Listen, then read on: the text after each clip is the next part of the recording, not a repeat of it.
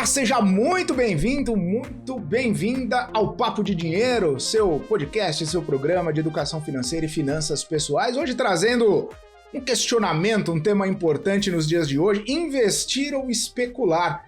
Talvez pareça a mesma coisa, mas tem algo de diferente aí nesse contexto, enquanto muitos jovens aí têm aproveitado a grande volatilidade dos criptoativos e também empresas mais arriscadas para conseguir ganhos rápidos, para conseguir levantar uma graninha de uma forma mais tranquila e rápida. A gente vê investimentos tradicionais de longo prazo, às vezes perdendo espaço nessa geração.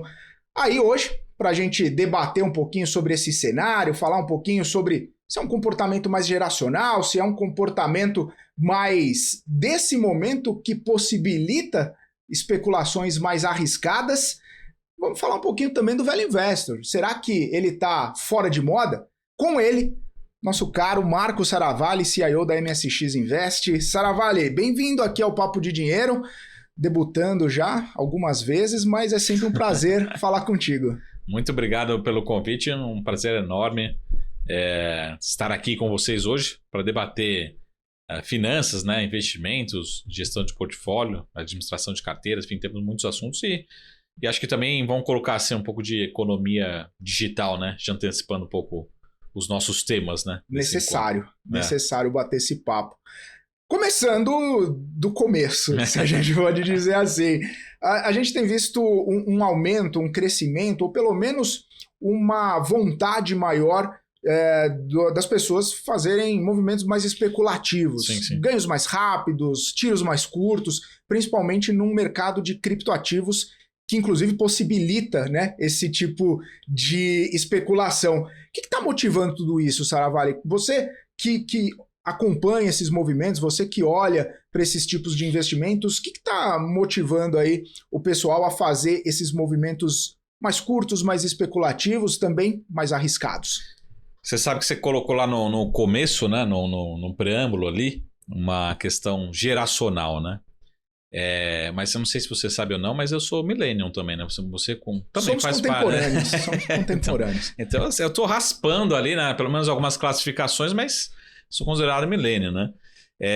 Então eu tenho um pouco dessas características dessa nova geração, né? Vamos colocar assim, né? Mais longe, é uma faixa bem grande, né, que define essa geração. Mas acho que primeiro ponto, vamos dar um passo para trás em relação a finanças pessoais. Tem um conceito matemático que ele é muito simples de entender, né? A matemática pode ser um pouco mais complexa, mas é importante entender o conceito, né, dessa variável, enfim, dessa consonante, que é um fator que chama-se correlação, né? O que é correlação? A gente está gravando aqui hoje esse encontro no verão, durante o verão. Então a gente sabe que quando a gente tem um verão aqui no Brasil, né, São Paulo, principalmente Rio de Janeiro, naturalmente o que o Felipe vai consumir, a família do Felipe vai consumir? Provavelmente vai aumentar a demanda por sorvete, né?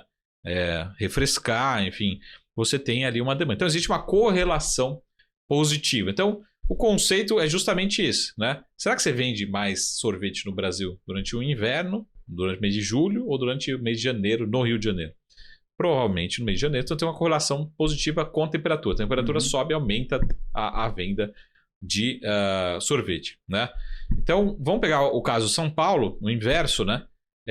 Aqui você vai ter uma correlação negativa, né, com os demais meses. Então você precisa ter ali, imagina um portfólio, né? Eu sempre gosto de dar esse exemplo. Se você for uma loja, você precisa vender sorvete durante dezembro, janeiro, fevereiro. E durante junho e julho, você vai vender chocolate quente, né? Você vai ter uma maior probabilidade, uma correlação positiva. Para os seus investimentos é a mesma coisa, né? O que acontece? Quando a gente sempre fala o seguinte, né? Num portfólio bem diversificado, né, no seu investimento, o investidor ele acaba tendo ativos muito bem correlacionados. O que pode ser muito bom. Imagina o seguinte, você tem, de vez de ter uma empresa de sorvete, em janeiro você tem 5 empresas de sorvete, ou seja, você vai vender muito, né?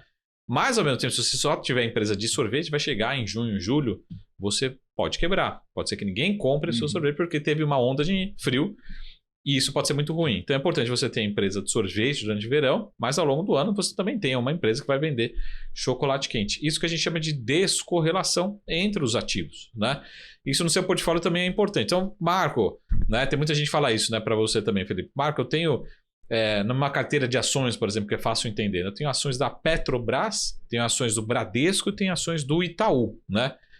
São setores diferentes, né? O setor financeiro com o setor de petróleo, mas todas são empresas brasileiras, né? Que dependem, de certa forma, da economia indo bem, né? Você está muito correlacionado, a carteira não está, de certa forma, diversificada.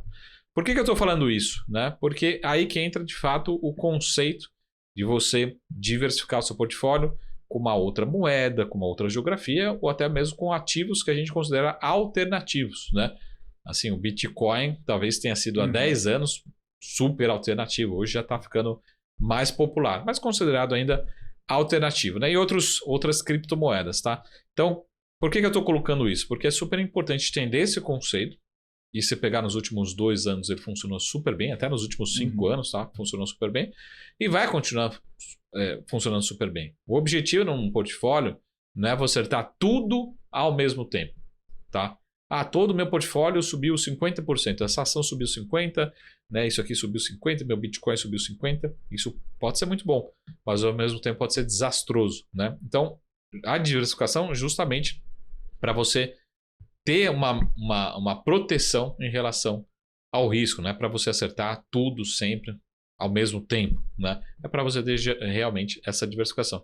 E lembrando também, só para concluir essa introdução, que as criptomoedas aqui no Brasil, elas são negociadas em dólar, né? Então também você tem a oscilação. No ano passado a gente tem uma desvalorização, a valorização do dólar também fez sentido, ajudou também com o olhar do investidor brasileiro, né? Só para fazer essa introdução aqui, um pouco desse conceito, um pouco de finanças pessoais, mas é sempre bom utilizar, né? Mas isso é interessante porque quando a gente fala na construção de um portfólio, na construção de uma carteira, mas a gente tem visto também, Saravalli, muita gente falando assim, desgosto ou não olho para investimentos tradicionais ou numa composição de carteira, eu tenho mais criptoativo, eu busco a meme coin, eu busco algumas altcoins, eu busco alguns criptos que tenham justamente essa capacidade de dar retornos maiores. E a gente vê isso muito em rede social, a gente vê isso muito em relação aos jovens, e até o Bitcoin já ficou mais tradicional, se a gente pode dizer assim. Dentro do mundo da criptomoeda ele ficou conservador. Né? Ficou conservador. Então, como que a gente também coloca nessa conta e nessa percepção justamente, talvez, a chegada de novas pessoas, de novos entrantes no mercado, que talvez estejam deixando para trás os velhos conceitos de alocação, de composição de portfólio, para pensar nesses movimentos mais especulativos de tiro curto. Sim.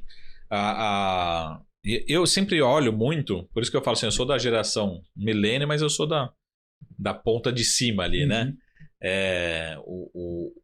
A gente precisa lembrar também, e eu tenho muita visão que eu chamo de alocação, né? E não necessariamente uma visão de especulação, tá? E dentro mesmo do mundo das criptomoedas é importante a gente lembrar desse conceito de alocação, né?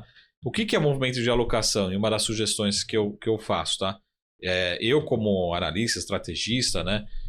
Que recomendo de fato, faço gestão de portfólios, não recomendo ninguém ter somente criptomoedas ou criptoativos de uma forma pura, vamos colocar assim, né? 100% especulativa. Marco, mas dá para fazer uma carteira também de alocação em criptomoedas? Também dá, né?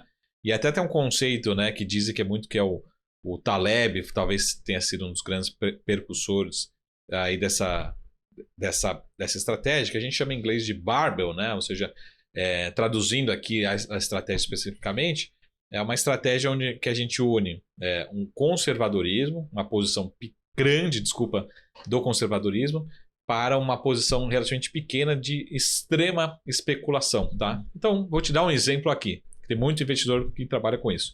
Marco, eu tenho, por exemplo, renda fixa aqui no Brasil, mas também quero alocar em criptomoedas, né? Quanto você vai ter aqui de criptomoedas?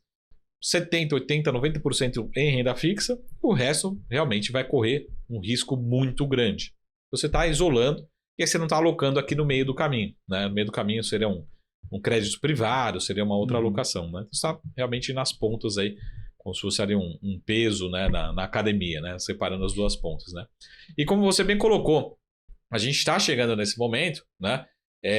De também fazer essa construção em criptomoedas, né? O Bitcoin parece até que está ficando conservador em relação às outras altcoins ou até outras, vamos colocar assim, meme coins, enfim, ativos mais agressivos. Você pode fazer também essa construção, pegar um portfólio, né?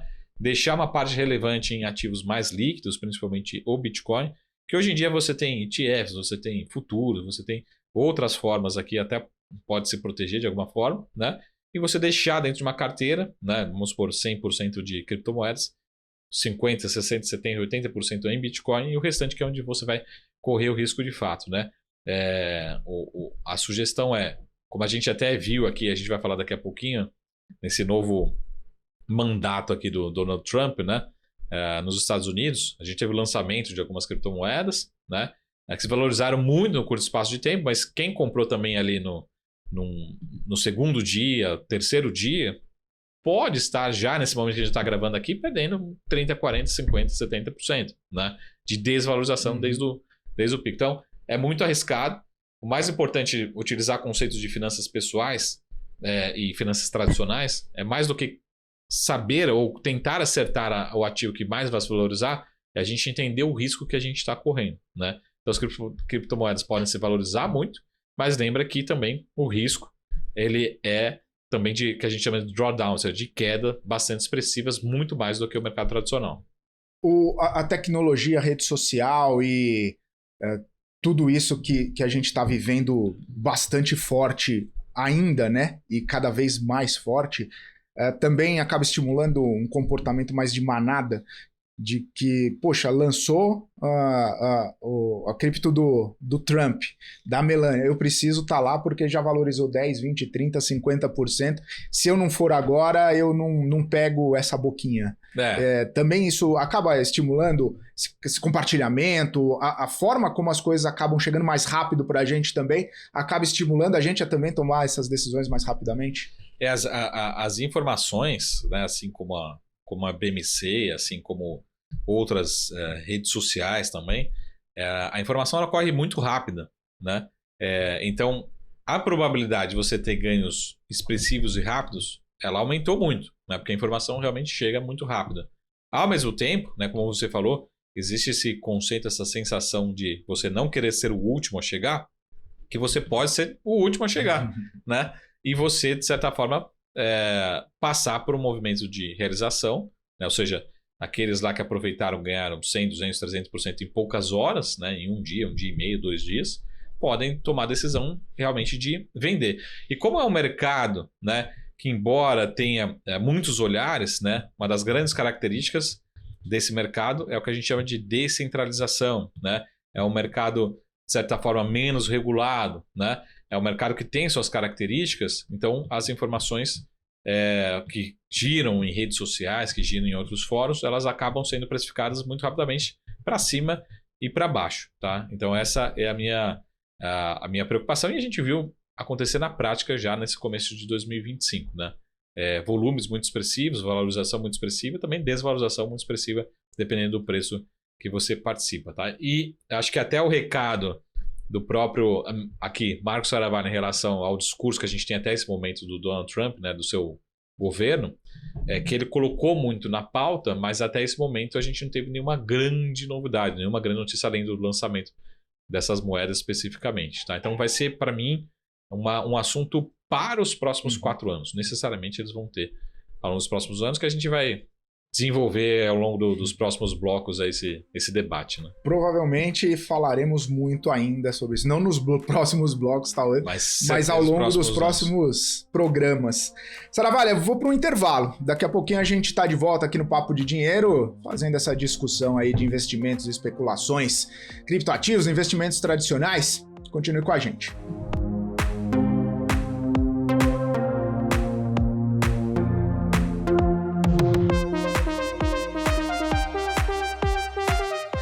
Muito bem, estamos de volta aqui, Papo de Dinheiro, com o Marco Saravalli, CIO da MSX Invest, explorando um pouquinho desses conceitos. No primeiro bloco a gente falou muito sobre os criptoativos em si, sobre essas especulações, a capacidade de fazer muito resultado num curto espaço de tempo e como que esse efeito manada acaba trazendo, né, algum tipo de movimentação para o mercado.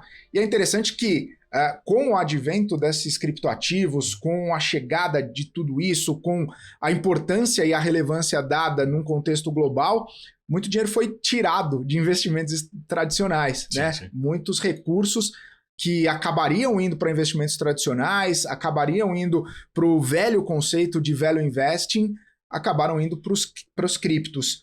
Ô Saravalli, ainda há espaço para esse investimento? E você deixou muito claro que sim aí no começo falando da alocação, mas nesses conceitos que a gente está discutindo, tem espaço ainda para o pessoal fazer investimento que vai vendo, é como ver grama crescer, né? Vai devagarzinho, sim. Colhendo um pouquinho. O longo prazo ainda está no horizonte aí dos investidores? Até vou aproveitar aqui e fazer uma propaganda e já vou passar uma lição de casa para você também. Vou anotar.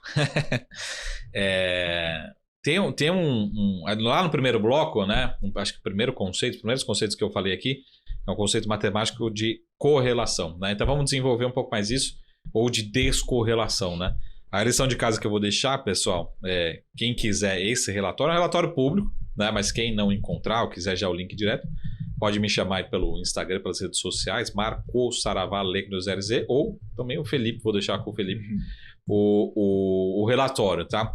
É um relatório, foi publicado no finalzinho do ano passado ali da BlackRock, né? Esse relatório é público, né? Mas ele está em inglês, mas está muito legal, muito bacana, que ele fala justamente sobre isso. Ele fala assim, pessoal, a gente tem duas sugestões. Primeiro, começando de trás para frente, que eu concordo 100% e é o que eu faço para mim, para os nossos clientes, tá? A sugestão é uma sugestão de alocação marginal em criptomoedas, de 1 a 3%, dependendo do perfil, dependendo do portfólio. Então, você é conservador, você precisa ter um pedacinho bem pequeno. Você é mais agressivo, né? Um pedacinho um pouco maior, mas nada muito além de 3%, é uma posição bem grande para criptomoedas. E aí o título desse relatório da BlackRock, né? Ele fala assim, hoje talvez seja o único ativo, né? Essa classe de ações, ele fala muito mais de Bitcoin, mas as criptomoedas, né, o Bitcoin, talvez seja o único ativo que descorrelaciona a sua carteira de fato, né? Porque se a gente imagina, vamos lembrar aqui do Covid, ali no começo do Covid. A gente teve as bolsas mundiais caindo, tudo se desvalorizar, tudo, né? Alguns ativos um pouco mais, um pouco menos. Mas em alguns momentos ali, o Bitcoin, ele chegou a se valorizar, né?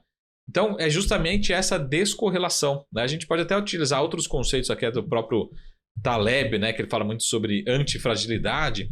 O Bitcoin talvez tenha essa característica de antifragilidade, no sentido assim, ele pode até sair mais forte no momento de uma crise. A gente não viu isso, por exemplo, nas ações aqui no Brasil. A gente teve recuperação, né, mas as nossas ações não necessariamente saíram mais forte. Então, esse relatório está muito bacana, me chamem lá, te mando o link ou deixar com o Felipe também. Vale muito a pena salvar com esses dois conceitos, tá? Então, vale a pena ter em carteira em termos de alocação, né? E vale a pena termos em carteira por conta também desse movimento aí de descorrelação desses ativos, tá? Mas falando aqui um pouquinho sobre criptomoedas, um outro ponto também que eu falei aqui no primeiro bloco é em relação às moedas, né? Eu digo que a gente chama fiat, né? As moedas tradicionais, né?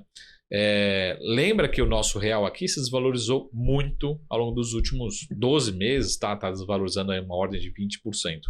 Então, a gente tem esse efeito duplo. Você está alocando num ativo descorrelacionado e também protegendo uma parte dos seus ativos caso o nosso real tenha algum movimento de desvalorização, ou caso o dólar se fortaleça em relação às demais moedas. Então, tem esse efeito, tá?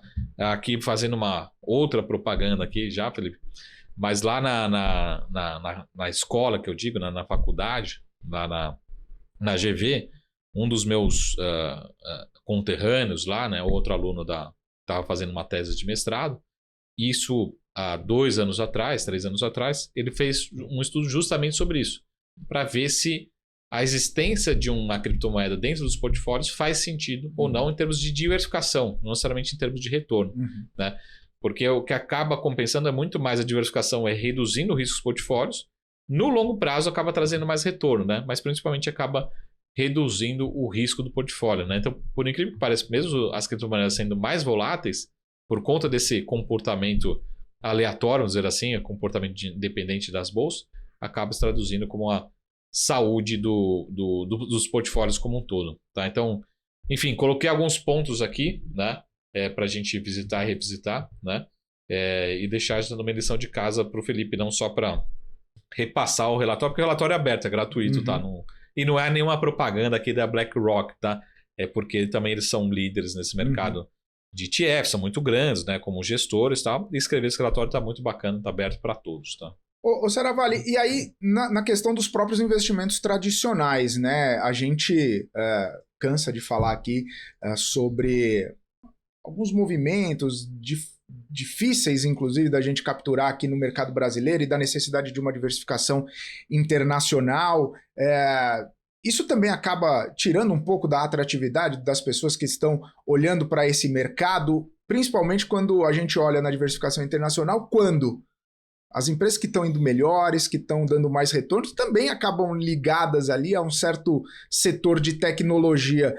O que fica, pelo menos de percepção e de talvez ali uma análise menos aprofundada, é que alguns setores mais tradicionais, alguns investimentos mais tradicionais, empresas, né, que não tiverem ligadas à tecnologia, e aí entrando até nos criptos, tá fora, né? Pelo menos da percepção do radar desses investidores mais novos e que querem ter um retorno mais expressivo aí. A gente vê empresas penando para dar um retorno ali de 10% em não sei quantos anos e outras multiplicando por 2, 3, 10 vezes em poucos meses.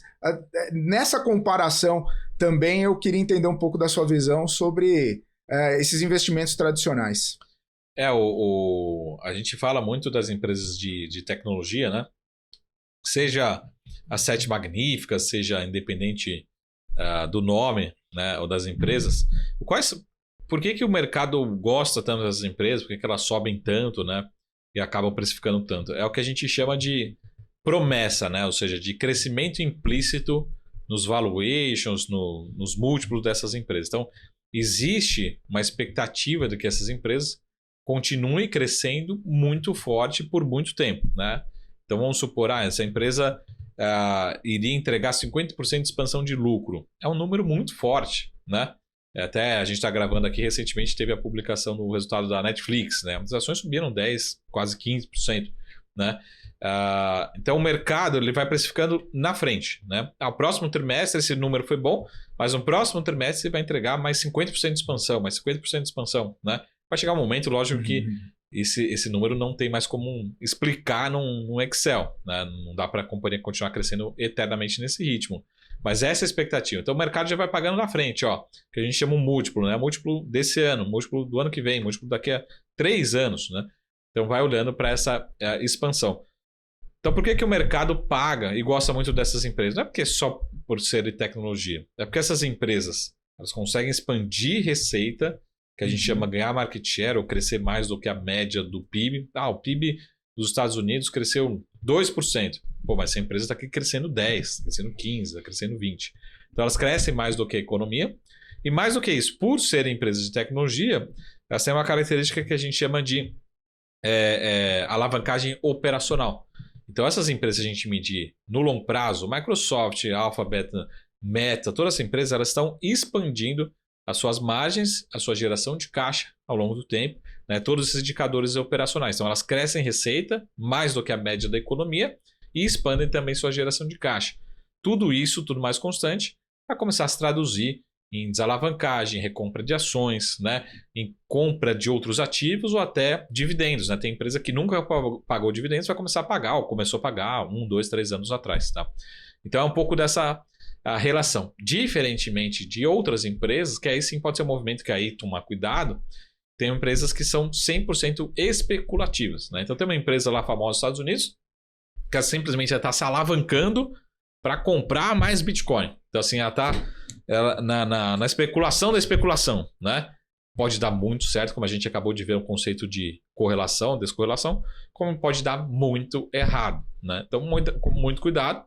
ou tem um peso muito pequeno, ou nem olha para esse tipo de ativo. Né? Tem que tomar muito cuidado. Ah, Marco, mas eu ganhei 5, 10, 15% em 2, 3 dias. Né? Ok, bota no bolso, parte para outra.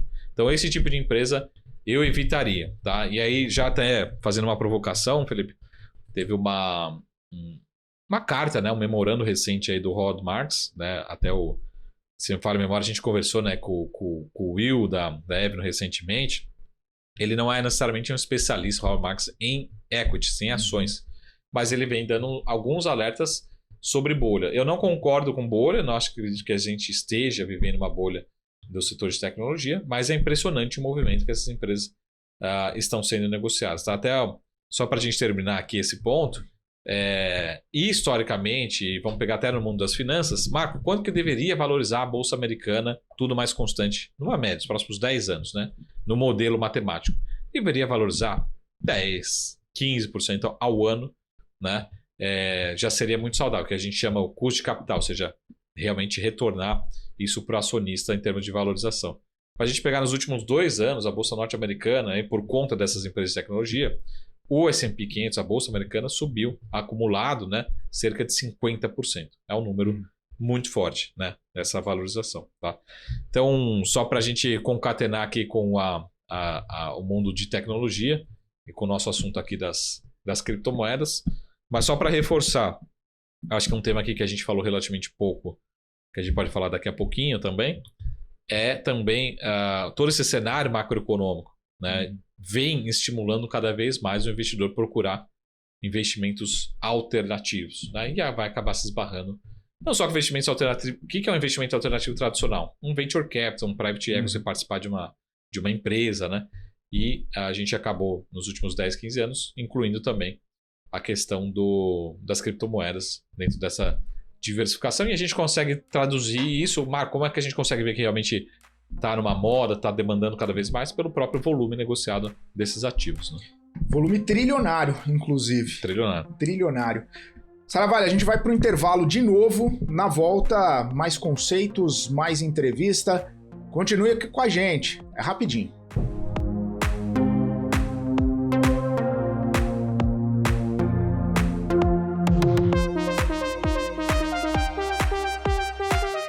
De volta aqui na programação Papo de Dinheiro, trazendo conceitos, trazendo análises a respeito de investimento, especulação, criptoativo, investimento tradicional.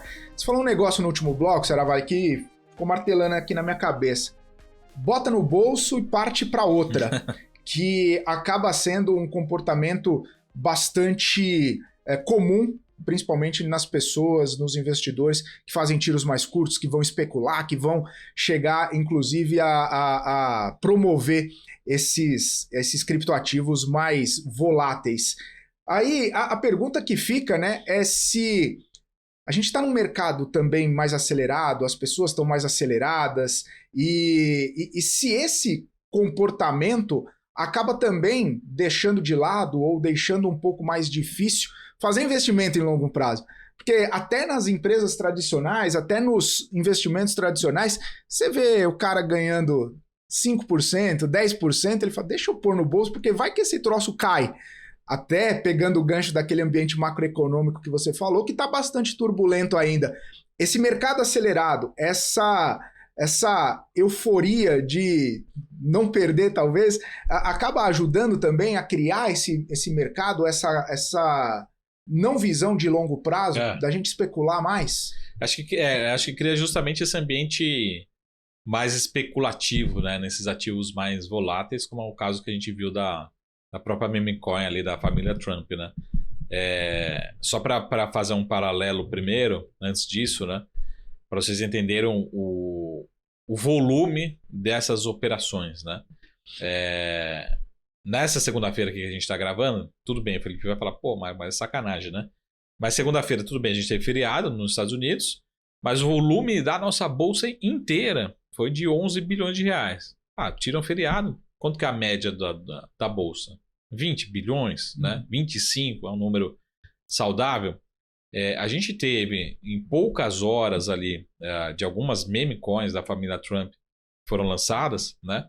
Mais de 30, 40 bilhões de dólares, né? Aqui a gente gira 20 bilhões de reais na bolsa inteira, né? Lá tiveram algumas meme coins em poucas horas, 2, 3 dias, mais de 40 bilhões de dólares sendo negociados. Então, os números são bastante expressivos em relação ao que está acontecendo, né?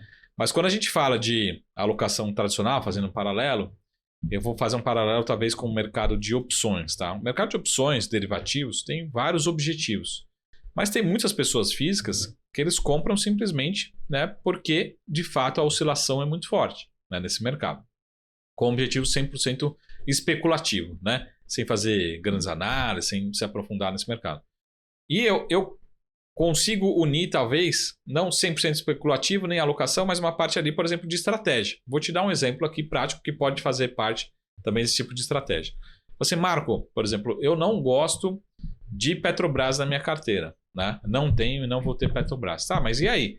E se a Petrobras que está barata, vai entregar bons dividendos, de repente a ação explode, né? Você vai ficar de fora dessa? Então você pode simplesmente comprar um pouco de opção, né? De que a gente chama opção de compra, né? Que a gente chama seco, e depois, se acontecer, você ganhou junto. Se não acontecer, realmente era para o objetivo especulativo. Então, uma visão talvez paralela às meme coins, né? Essa volatilidade, é você também ter esse pensamento. Pô, eu vou entrar nesse mercado para ganhar ou não, vou entrar para esse mercado para, de fato, se tiver algum movimento especulativo, eu posso ganhar junto, tá? Então, são posições menores, marginais e dentro de uma estratégia de alocação. Não é ficar tentando adivinhar qual que vai ser a próxima meme coin. Tá? Então, mesmo dentro das criptomoedas, tem, na minha opinião, visões de estratégia, de alocação, e tem visões realmente 100% especulativas. Tá? E fazendo um paralelo aqui, né, que talvez não seja o nosso fórum de hoje especificamente, mas todas essas criptomoedas, todas elas têm um fundamento também por trás. Né? São projetos e têm um objetivo. Né? E em paralelo a isso, a gente tem também o uso dessas criptomoedas. O que vem sendo discutido, por exemplo, para vocês entenderem, nos Estados Unidos, aqui no Brasil acho que a gente está bem distante, né? Mas nos Estados Unidos, por exemplo, é de alguns estados norte-americanos utilizarem principalmente o Bitcoin para terem as suas reservas, né? Como tem as suas reservas em dólar, em títulos do Tesouro Americano, né? Em ouro, e o Bitcoin poderia ser utilizado. Então, lá a discussão ela já está muito mais avançada nesse aspecto de alocação, tá? Especificamente. Então, BlackRock, né? Grandes estrategistas, incluindo, né, nos private bankers, um percentual, né? Alguns estados discutindo essa possibilidade de ter uma parte da reserva em Bitcoin especificamente, né? Então, isso está mais avançado. Não acho que nenhum governo norte-americano, nenhum estado norte-americano vai colocar uma moeda do Trump lá como uma reserva, né? E isso a gente vai ter essa discussão ainda, acho que é bastante prematura, né? De querer comparar as criptomoedas com, né, moedas tradicionais, né? Com objetivos como o ouro, por exemplo, de ser uma reserva de valor, enfim. Acho que o objetivo não é esse. O objetivo aqui do fórum, desse nosso encontro aqui, é entender como as criptomoedas podem ajudar na sua diversificação e, consequentemente, no longo prazo, na rentabilidade do seu portfólio. E, de fato, 2023 2024 fez muito sentido essa participação, essa descorrelação e esses ativos alternativos nas criptomoedas, nas carteiras. Você falou que cada criptoativo tem um objetivo, né, Saravalli? Me lembro de alguns posts que eu tenho visto nas redes sociais. Acho que o objetivo é deixar o pessoal rico, né? Porque do jeito que oscila, do jeito que sobe, o objetivo é esse. Não precisava, né, ser a família Trump, né? A família Trump já está bem já, né? Eles ganham mais 5, 10, 15 bilhões de dólares em uma semana. Ô, Saravalli, falar em objetivo ficar rico, né? Até puxando para o gancho da educação financeira, que a gente sempre defende, bate nessa tecla, né? Tem aquela velha frase, né? Por que ninguém segue, por que poucas pessoas seguem a filosofia do Warren Buffett, né? Que é um dos maiores investidores do mundo. E fala, porque ninguém quer ficar rico devagar, todo mundo quer ficar rico rápido. Esse ambiente, e aí você até comentou, né, de alguns estímulos de comportamentos, porque nos últimos anos os criptoativos renderam muito, trouxeram segurança, trouxeram retornos melhores do que investimentos tradicionais. A gente pode unir também, nesse balaio todo aqui, essa vontade, essa ansiedade das pessoas, e eu não estou falando nem dos mais jovens, né? Estou falando de todo mundo que não quer ficar rico devagar, todo mundo quer ter ansiedade de ganhar bastante dinheiro, de mudar de vida como num passe de mágica. Eu acho que a população como um todo, né, mundial, sempre está procurando, né, novidades. Ao mesmo tempo, por mais tenha uma antítese aqui, né, a população também ela é avessa a novidades. Né? Então, assim, o Bitcoin talvez já não seja mais novidade, mas para muitos ainda será, ou nunca vai ser, né? Vai continuando evitando, né? Vou pegar o exemplo aqui no Brasil, né? Eu consegui participar desse processo nesses últimos 20 anos, do próprio home broker, né? Então, assim, antes do home broker, você tinha que ligar na sua corretora, né? Ligar no pregão, enfim, fazer uma conexão com a bolsa. Como que é assim que eu vou mandar uma ordem, né? Pelo telefone, né? Pelo Excel, enfim, como é que funciona isso? Hoje em dia ninguém mais questiona. Você abre um aplicativo no celular, pronto, comprei aqui 100 ações da Petrobras. Né? Você fica perguntando, pô, será que realmente comprou? Será que foi liquidado? Será que vai entrar na minha custódia? Enfim, para onde foi o meu dinheiro? Você não tem mais esse questionamento. Né? Então, o investidor ele vai se familiarizando com esses termos, né? E eu acho que tivemos alguns impulsos muito bons, muito grandes, mas eu diria que nos últimos 12 meses, né? Tivemos um que foi super importante, né? Que não chega a ser um carimbo, mas talvez uma validação da própria SEC, né? Seria o equivalente à nossa CVM aqui, de autorizar, né, os ETFs, né, legalmente nos Estados Unidos. Então, hoje a gente tem ali uma gama bastante expressiva, né, um volume bastante expressivo de ETFs, por grandes instituições, um volume muito grande desses ETFs sendo negociados. Isso, concordo com você, até ajudou em reduzir um pouco, talvez, a volatilidade, né, sobretudo do Bitcoin. Né? Isso acaba validando, né, um ativo que talvez fosse relativamente desconhecido por todos os investidores. Tá? E como eu falei, só para terminar aqui, lá no comecinho eu falei do ambiente macroeconômico de 2025, mas talvez seja mais 2026 do que 2025. Mas na medida que a gente tenha um cenário de inflação mais bem comportado nos Estados Unidos, e na discussão que a gente já passa em 2024 e agora para 2025, de uma possibilidade de redução de juros, né, contínua nos Estados Unidos, um patamar mais baixo, né, os investidores naturalmente vão ter que procurar um pouco mais de risco. Né? E como você bem colocou, a liquidez é tanta, e tanto dinheiro nos Estados Unidos ou no mundo, né, disponível para fazer essas alocações, que o investidor ele vai tomando mais risco. Né? Fala, opa, peraí, eu já tenho muita ação aqui, o que eu faço agora com esses recursos que estão disponíveis? Eu vou procurar outros investimentos alternativos e acaba indo para as criptomoedas. Tá? E acho que o recado também, embora não seja o tema aqui hoje, né, Felipe, mas o recado que eu gostaria de passar também para a nossa audiência é, caso você seja, né, um adolescente, né, tá indo para a sua graduação, enfim, tem aí da geração milênio, da nossa geração, né, eu acho que necessariamente você precisa se aprofundar nesse tema. Né? Acho que as grandes oportunidades do mercado de investimentos, mercado de capitais, né, tokenização, economia que a gente chama digital, passa necessariamente por conhecimento nesses ativos. Seja no seu investimento, seja realmente vamos colocar assim, numa digitalização dos ativos tradicionais. Tá? Então, acho que o exemplo grande desse ano 2025, que a gente está discutindo aqui no Brasil, é o nosso próprio Drex, né? Que é nosso real, mas 100% digital. Né? Tem muita gente que já está super familiarizada com esse tema, tem uma parte muito grande da população ainda que nem imagina que pode ser a revolução do Drex, né? Ou seja, de fato real, né? Mas 100% digital. Né? E por incrível que pareça, sendo digital, assim como o Bitcoin, ele traz uma série de benefícios, uma série de segurança, uma série de benefícios para a população, né, como um todo, principalmente para o Banco Central, para os órgãos reguladores, mas para a população como um todo, que só a tecnologia, né, só a digitalização traz para a gente aqui especificamente. Tá? Então, e só para terminar uma outra provocação que não foi uma pergunta, mas um dos principais conceitos do Bitcoin especificamente, justamente são esses que eu falei de descentralização, né, da confiança de todo mundo que utiliza a rede, enfim, alguns conceitos muito importantes, né, que não tem como substituir. Ou seja, Mas Marco, e se tiver uma tecnologia que quebre essa cadeia, que você replique, né?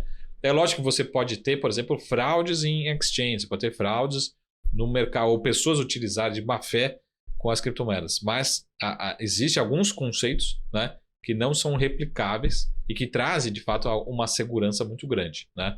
De novo, segurança no sistema, na evolução, no projeto, né? Não necessariamente segurança no portfólio, no ativo, no ganho, né? Essa segurança, até nesses investimentos, é difícil de garantir, né? Exatamente. Ô Saravalli, vou pro intervalo de novo. Daí, Combinado. na volta, a gente vai para a reta final desse Papo de Dinheiro com o Marcos Saravalli, CIO da MSX Invest. Papo tá bom, continue com a gente.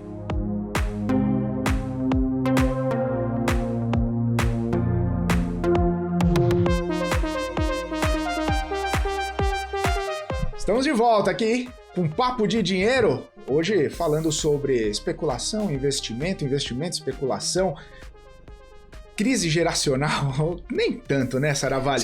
Posso já fazer uma já vai se antecipar. Uma intervenção? Diga lá. Eu acredito assim que os próprios conceitos de investimento e especulação, né, eles são bem próximos, né? Então, da liquidez para o outro, né? E acho que pelo próprio conceito, porque o que acontece? A hora que você vai fazer um investimento numa empresa, né? A empresa gera R$100 de receita esse ano. Daqui a 2 anos vai gerar 120, daqui a 5 anos 150. Você também não está especulando, né, que essa empresa vai gerar 120, né? Você está acreditando nesse cenário, você está projetando esse cenário. Então não deixa de ser um conceito. É lógico que o conceito de finanças é muito mais o seu conceito está muito mais certo do que o meu, né? Mas existe, de certa forma, um conceito relativamente próximo ali em termos de expectativa, né? Quando você faz qualquer investimento. Aí você está indo pro lado do dicionário, você está indo pro lado da etimologia da palavra, só uma provocação. Coisas, mas tá no direito, viu, Saravalli? Tá no direito. É uma especulação, sim. Assim como, ô Saravalli, aí eu acho que a gente pode entrar nesse caminho, porque a gente falou bastante, né? E você citou muito sobre construção de portfólio, sobre relação, correlação, descorrelação. E aí, para a gente amarrar esse cenário, né, para quem está assistindo a gente, que gosta de fazer essas especulações no sentido próprio da palavra do ramo dos investimentos aí, como que também adequa, né, aquele dinheiro, aquela parcela do recurso que tem para fazer essa especulação. Até mesmo tem gente que gosta de fazer sim. Essas especulações e de repente ganhar um dinheiro mais rápido, por que não? Mas como que a gente também, para colocar, né, num balanceamento, para colocar numa carteira, para colocar numa estratégia também que não te traga tanto risco assim, né? Você não perder tudo que tem, porque está fazendo muita especulação e deixando, né, de promover um investimento mais sólido, mais seguro, mais constante no longo prazo. Eu vou falar um pouquinho do caso prático, tá? Em relação a carteiras. Eu, né, como estrategista, eu faço um relatório, esse relatório é público, né, para todos os clientes, enfim, mas quem quiser receber também pode receber, que eu chamo um relatório de alocação, né? Nesse relatório de alocação, a gente sugere para todos, a gente tem 3 perfis sugeridos, né? Para todos os perfis, a gente tem um percentual de sugestão de alocação em investimentos alternativos. Os consultores, nosso time de consultor, né, quem vai estar ali dia a dia com o cliente, vai receber isso e vai entender, lógico, dentro de cada perfil de clientes, se cabe ou não. Tem investidor que é super conservador, que não vai ter nenhum centavo de real em criptomoedas, em criptoativos. E tem investidores, né, por exemplo, nesse relatório de alocação, a gente vai até 3% em criptomoedas ou ativos de muito risco, né? Mas tem investidores que pode chegar a 4%, 5%, dependendo do seu perfil, né? Alocações, além disso, na nossa opinião, começam a ficar bastante agressivas, né? Ou a gente tem que tomar alguma proteção do outro lado, tá? Então esse é o dia a dia, essa é a prática. A gente tem estudos, a gente tem veículos, tá? Aqui na MSX especificamente, a gente tem utilizado, você tem várias formas de alocar nesse mercado, aqui no Brasil, no exterior, mas eu vou passar aqui algumas sugestões, tá? Primeiro, acho que é importante você procurar uma instituição que você conheça, que você confie, tá? Então tem instituições, né, nesse mercado que são muito boas, né? Mas de certa forma você não tem tanto acesso assim, né? É importante você ter alguma dose de confiança, conhecer a plataforma, né? Conhecer se tem outros clientes que já têm conta lá, já operam lá, tiveram algum problema, algum desafio. Então é importante você conhecer essas ferramentas, tá? E aqui no Brasil a gente tem fundos, ETFs, né? Na MSX especificamente a gente montou o que a gente chama uma carteira automatizada, tá? Então a gente tem justamente a estratégia que a gente falou aqui, que a gente chama-se Barbell. Então está sempre comprado 50%, 60%, 70% em Bitcoin e o restante a gente vai fazer uma gestão ou mais agressiva ou mais conservadora. Por que mais agressiva? Eu posso entrar em meme coins, posso entrar em outras altcoins mais agressivas ou posso deixar no caixa, que a gente chama, né? Em stablecoin, posso deixar em dólar, né? Esse restante, né? Então a carteira tem vindo super bem, é uma carteira, como eu falei, automatizada, você aloca, não precisa mais se preocupar. Toda vez que tiver uma mudança, você vai receber as mudanças que ocorreram na sua carteira. Então, o analista fez a recomendação, a mudança, você vai receber por e-mail na segunda-feira todas as mudanças do seu portfólio. É super fácil, super acessível. Com R$200 você começa a acessar.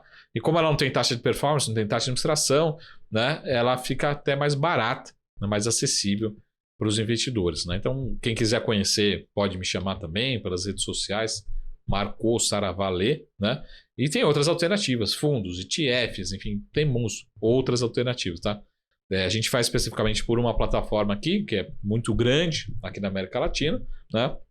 Mas também temos várias opções para alocar. Acho que o mais importante, como a gente começou aqui, o recado é, nos próximos 4 anos, seja na sua alocação, seja na sua especulação, seja para o seu trabalho, seja na tokenização, próximos 4 anos, a gente pode deixar um recado final aqui, né, que é o resumo do nosso papo hoje.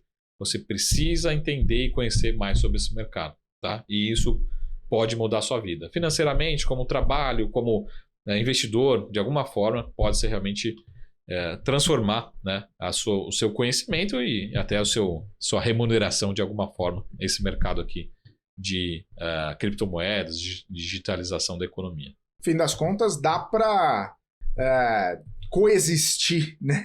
O investimento tradicional, sim. Especulação, Sim. seja em criptoativos, seja nas opções, seja em qualquer lugar. É saudável fazer esses movimentos aí, diversificar e coexistir essas várias formas de ganhar dinheiro. A gente vai coexistir por muito tempo, mas uma certeza os investimentos, vamos colocar assim, digitais, eles vão ganhando espaço ao longo do tempo, tá? Então, vamos pegar o caso aqui do Brasil, talvez você não conheça, nós tivemos várias ofertas em 2024 tokenizadas, né? Seja via plataforma, seja via diretamente, ativos tokenizados, né? Então são ativos reais, mas digitais, né? E se eu fazer uma provocação com o Felipe, quantos IPOs nós tivemos em 2023, em 2024? Nenhum, foram 0, né? Não teve nenhum. Então, se a gente pensar, esses ativos digitais, né, não só criptomoedas, mas tokenizados, eles vão necessariamente ganhando espaço em relação às opções, né, de alocação que a gente vai ter e só vai crescer, né? A dúvida é o ritmo, né? Então, por isso que a gente precisa cada vez mais conhecer, seja para a sua alocação, seja para o seu trabalho, seja por uma curiosidade, né? Cada vez mais a gente precisa entender sobre esse tema, esse assunto. Boa. Saravalê, reta final, e já pedi para você deixar as considerações finais aí, algo que talvez a gente não tenha falado, algo que a gente precise ficar de olho, inclusive, nesse ambiente todo aí, e até algum pitaco em relação a alguma cripto aí pro pessoal especular. A do Trump já foi, né? Da Melania já foi. O que tá por vir aí? Não, só acho que uma última provocação, né? Você deve ter lembrado da Dogecoin, né? Sim. Já foi também conhecida como uma meme coin, se não me falha a memória, acho que está entre as 10 maiores criptomoedas do mundo em termos de valor de mercado. E aí vou deixar uma lição de casa para você que está assistindo, pessoal. Compara, né? Pode me chamar também, se você não achar essa informação, o valor de mercado da Dogecoin com o valor de mercado de uma empresa listada aqui na B3. Aí você vai ver o tamanho desse mercado. Eu estou falando de uma vamos dizer assim, né? Meme coin no passado, mas já uma das principais criptomoedas, né? Foi muito comentada ao longo desses últimos anos, tá?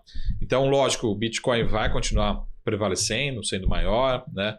Você tem vários mecanismos para acessar o mercado e o Bitcoin especificamente, mas é importante conhecer outras moedas, né? E procurar, lógico, profissionais, né? E você também, não só investidor, mas também você profissional de investimento, né? Assessor, consultor, também é importante cada vez mais. Isso talvez vá te diferenciar dos demais profissionais conhecendo mais esse mercado. Tá? Então isso aqui vale para o investidor, para quem está lançando, quem está captando e também para quem está sugerindo ativos a alocação para os seus clientes. Né? Para todo mundo precisamos conhecer mais. Boa, Saravalli. Obrigado de novo, viu? Sempre um prazer. Um prazer, esse papo. Um ótimo ano. Valeu para todos nós. É isso. A gente vai ficando por aqui com o Papo de Dinheiro. Um papo bem bacana, diga-se de passagem. E na próxima semana a gente traz mais especialistas, mais conversa, mais Papo de Dinheiro, o seu podcast, seu programa de educação financeira e finanças pessoais. Vou ficando por aqui. Forte abraço. Até semana que vem. Tchau, tchau.